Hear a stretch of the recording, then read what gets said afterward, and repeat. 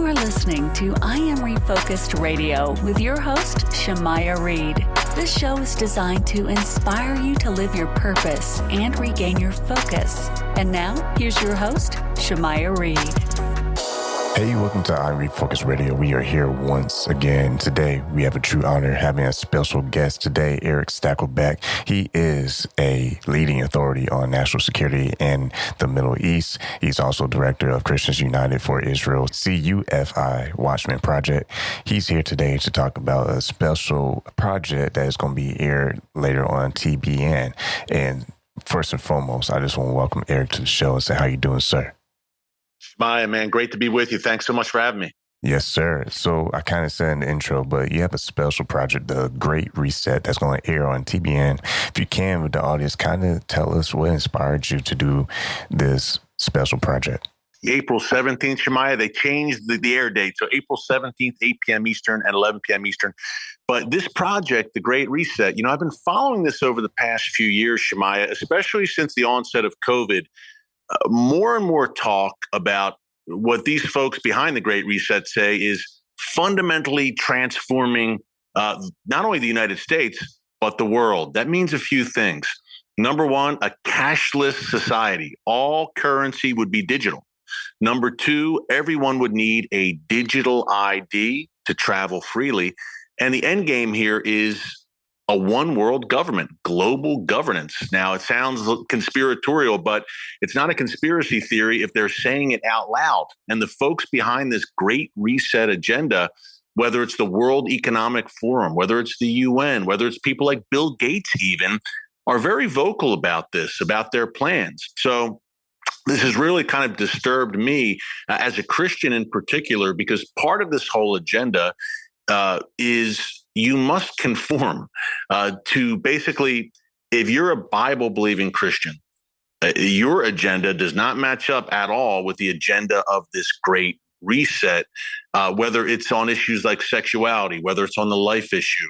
And that gets a little dicey, Shemaya, because if you have a digital currency, say, it's a lot easier to punish someone or hold them accountable if you can literally go into their bank account and hurt them there. In a cashless society, it's not like the days where you could hide a few $100s under your mattress for an emergency. That's not going to work anymore if all currency is digital. So basically a small group of elites at the top, 1-2 from the top down, enforce this agenda on the rest of us.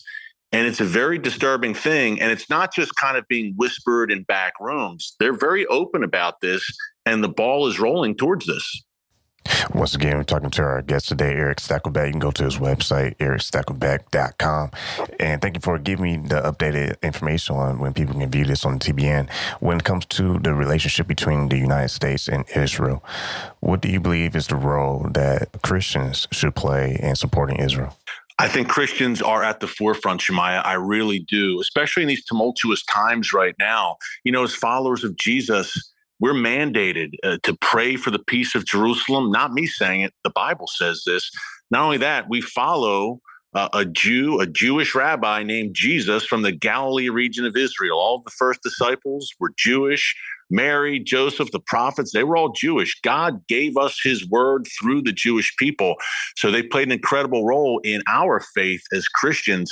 So I think we really need to stand by the world's one and only Jewish state at a time when the threats have never been greater on all sides. Literally, Israel is surrounded.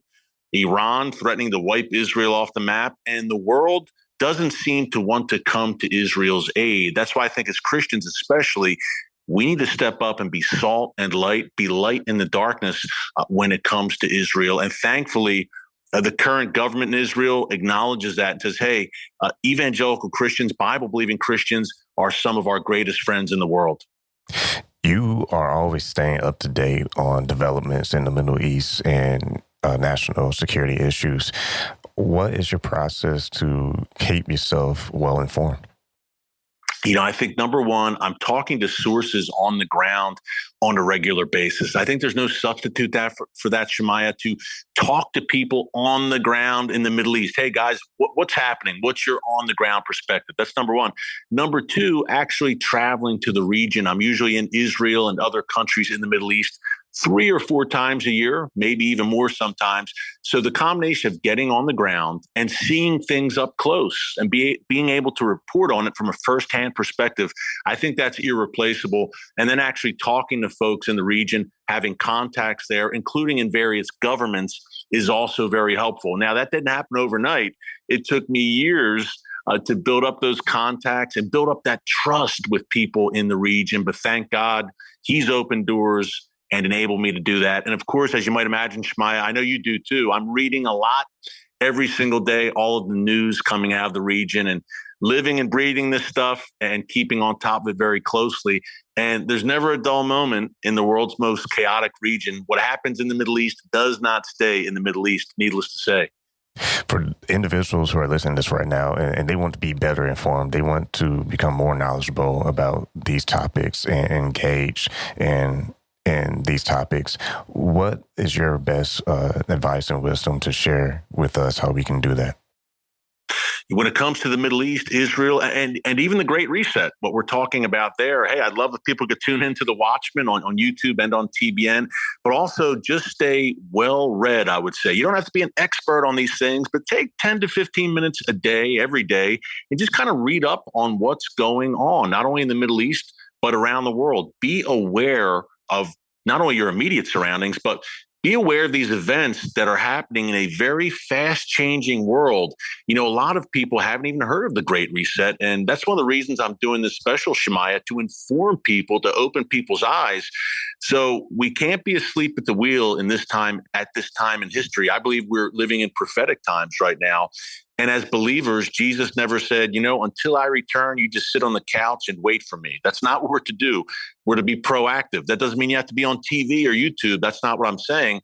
But be proactive in your family, in your neighborhood, in your community. Stay informed, keep others informed. And at the end of the day, we're ambassadors for Christ. And we need to live out our faith in these dark times and be a beacon of light. Once again, talking to our guest today, Erick Stakelbeck. You can go visit his website, erickstakelbeck.com. And like he said, you can go watch his content on YouTube as well. When it comes to this special airing on TBN, The Great Reset, remind our audience, what date and time can they catch that? Yeah, it's April 17th, Monday, April 17th, 8 p.m. Eastern time. Then they re-air it at 11 p.m. Eastern time. And I think it's one of the most important specials I've done, Shmaya, because these things are really happening at a rapid clip. And COVID really put this into warp speed, I would say. Some of the folks behind this Great Reset had said, hey, this is a crisis. Now we can take advantage of it to make serious changes in the world. And one thing that everyone listening should follow is this push for a digital currency. You're going to hear about that more and more. The drive towards literally a cashless society. I know it sounds crazy, but there is a major, major push towards that, to have all currency digital. And again, if you're someone who doesn't necessarily agree with the ruling regime, whoever that is, that could be a dangerous thing. We're all interconnected now through technology. Technology is great in a lot of ways, but it can be used against us as well. You can catch Erick Stakelbeck on the Watchmen program on TBN. You also visit his website, erickstakelbeck.com, for any more updates. I want to say thank you, sir, for taking time talking to us today. Shemaiah, thanks so much. God bless.